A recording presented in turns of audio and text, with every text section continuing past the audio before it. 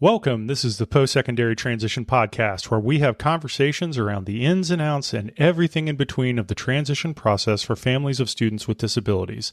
I'm one of the hosts. My name is Patrick Cadigan, and I am a public school transition coordinator. As always, I have a co-host, and who would that be? I am Meghan Smallwood, and I am also a public school transition coordinator.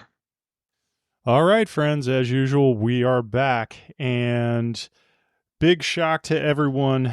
Meghan and I are transitioning into our summer schedule, which means that we'll be having a few more conversations, but then we tend to take off for at least 1 month out of the summer.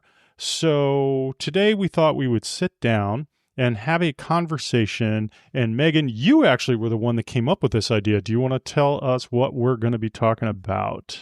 Yeah, I always feel like at this time of the year, school's winding down. It's kind of that time where parents are like, okay, well, what can I think about over the summer? Or what can I do while I'm not, having your resources available? So I just wanted to go through a little summer to-do list related to transition topics. So if you find that you have a spare minute, which is, we know we don't have spare minutes, but, maybe it's a little less chaotic, or you can actually think about some of these topics.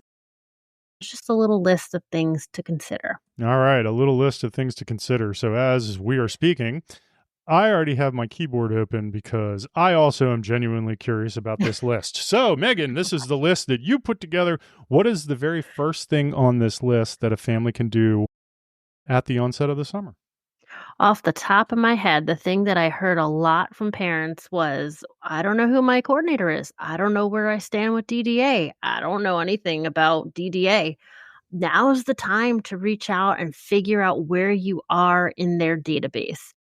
If you did an application years ago, they could just be sitting pretty, but you need to update information, or maybe they assigned you a coordinator and you just haven't heard. So now is the time to kind of track down and investigate.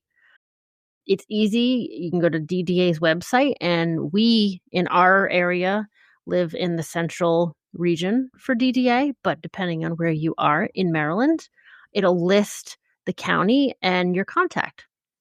So start there and just mention your child's name and their date of birth, and they'll respond with what it says in the database. And I know we've talked many a times before about the different statuses with DDA. But at the very least, if your child is approaching 18 or has recently turned 18, this is a perfect time to make sure that they've been changed over to current request and get that process going to have a coordinator selected. This came up for me right before we took the break.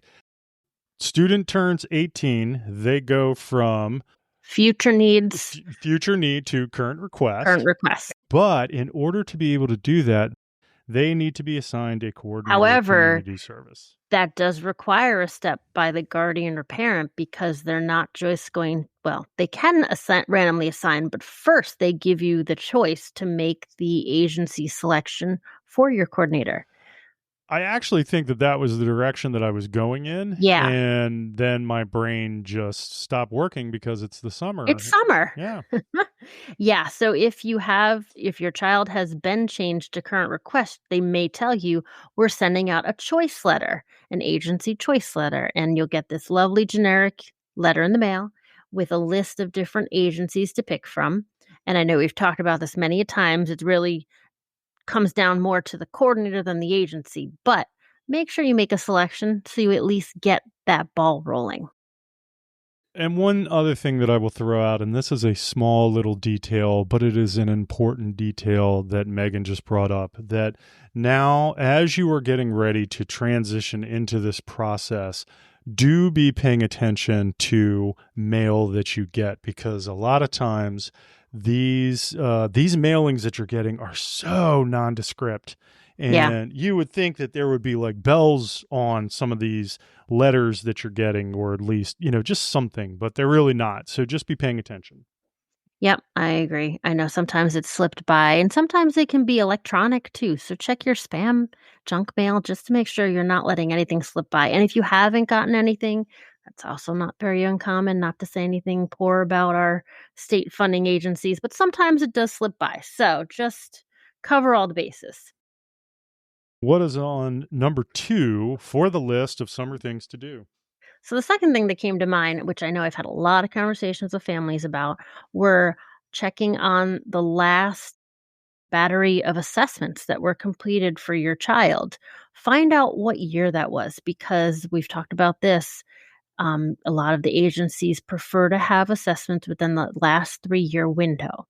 So it's good to be aware of when those last assessments were completed, how old they are, and then also, if you have a copy of your child's IEP, check when their next reevaluation date is, because if it aligns nicely and new assessments are needed, it can be done at that time. So just make yourself aware of all these dates as you're kind of filing and organizing paperwork.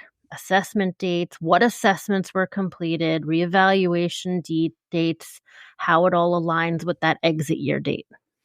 And again, this is something that I will throw in as a former special educator that I have worked with teams that understand this transition process. So the assessments that are necessary as they are getting ready to transition out and the dates of those assessments are usually top of mind for those special educators and those service providers. However, if you find yourself in a position where, as a parent, that you either do not have a transition coordinator or if you are not sure, reach out to your special educator, start asking questions. Yeah. And again, as we always said, you are that constant. So keeping these facts top of your mind and not having to always rely on other people will be very beneficial when you start to transition out of the school system so that you are aware and not lost in the sauce.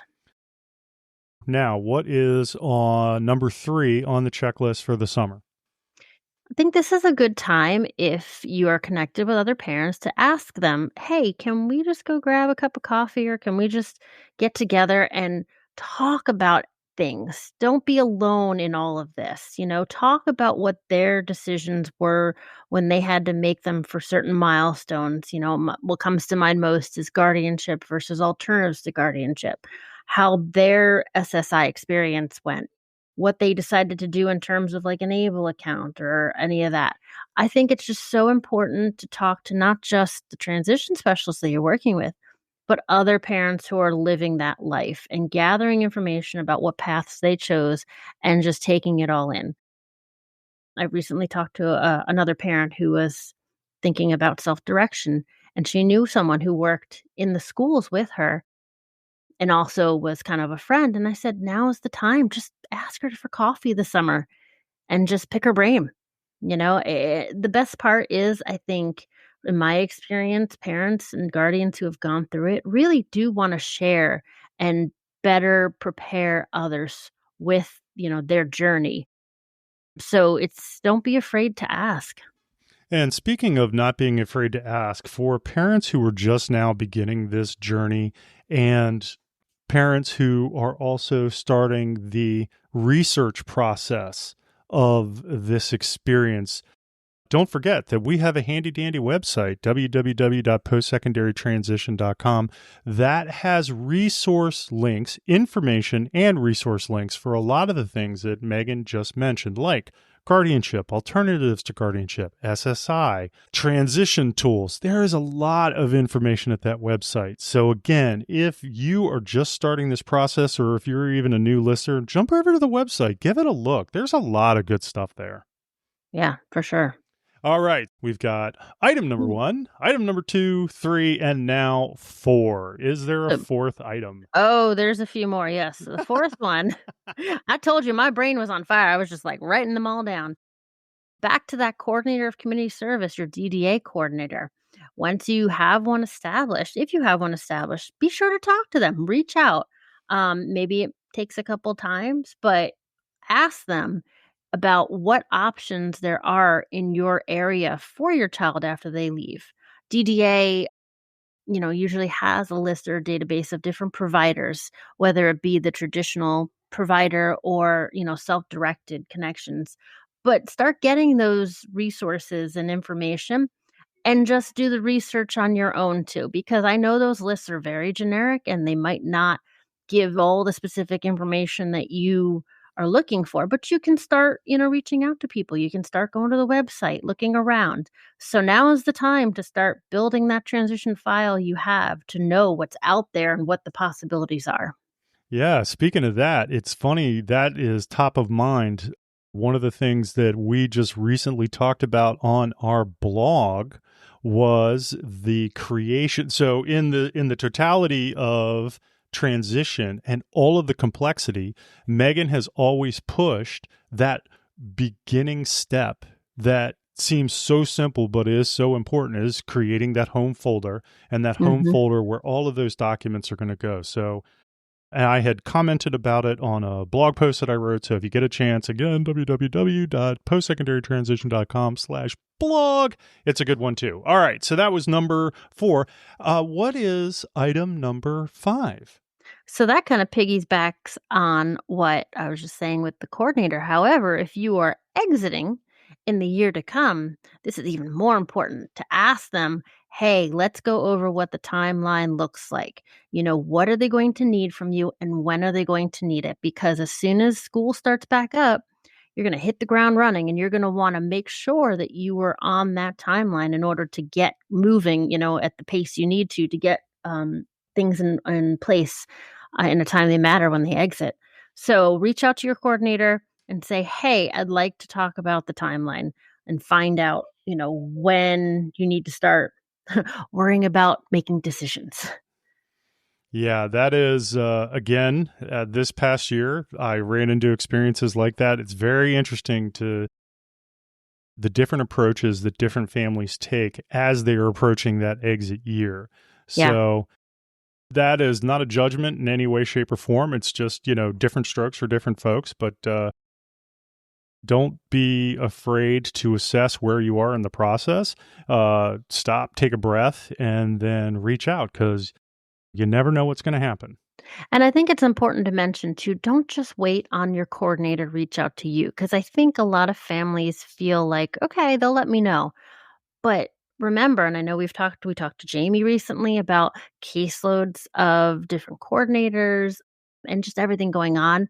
You want to make sure you're advocating for what your child needs and that you don't get left behind. So it does not hurt to reach out and make sure that they know, hey, we're exiting, we need your support.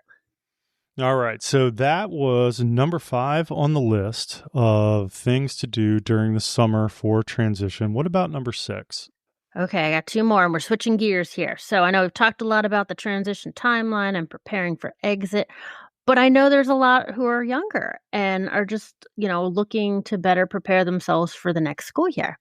So, looking for things to do. And this always comes up in the springtime for families. What can my child do over the summer to practice those work skills, to get ready, for the year with vocational opportunities?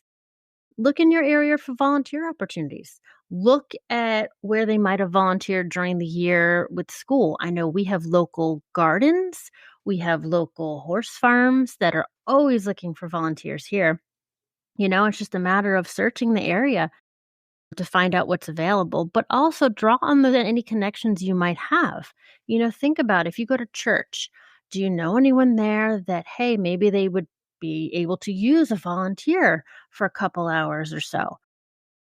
Think of the places that you go frequently in the community that they know your child, and don't be afraid to just kind of start that conversation. Hey, we'd love to volunteer and help out, just to give your child that time to practice those work skills.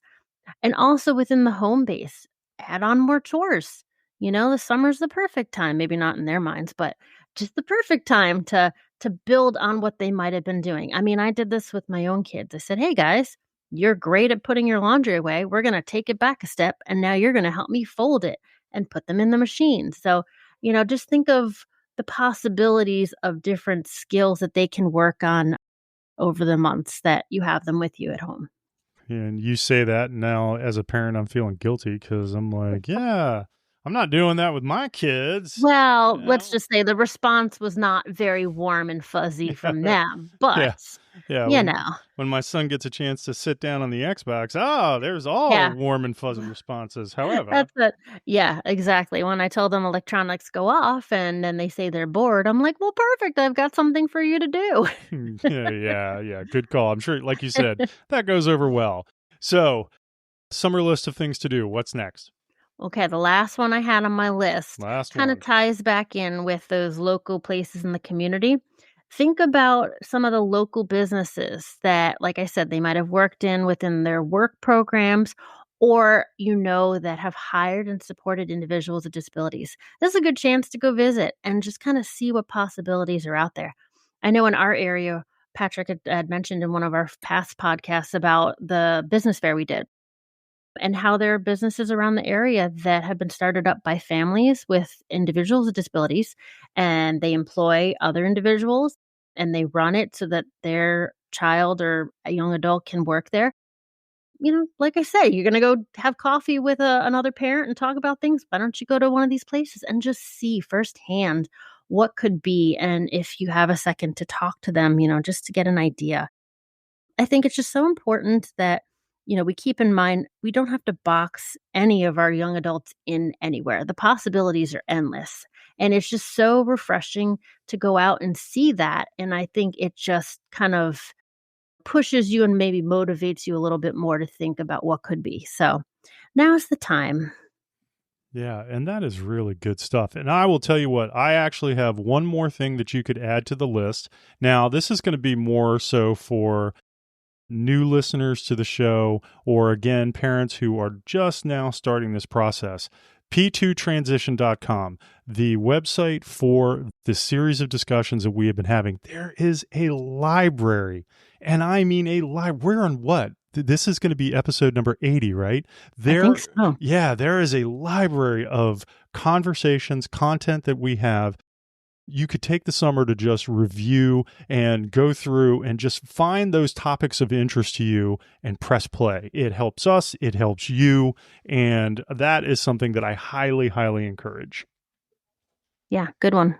With that being said, this ended up being a little bit of a longer conversation than I was thinking, and I love the content though. So now I also have my checklist of things that I'm going to throw out to parents. And definitely check out the links that we're going to put in the show notes because they will have all of the references to what we were talking about. And thanks so much for joining us, and we will visit with you again soon.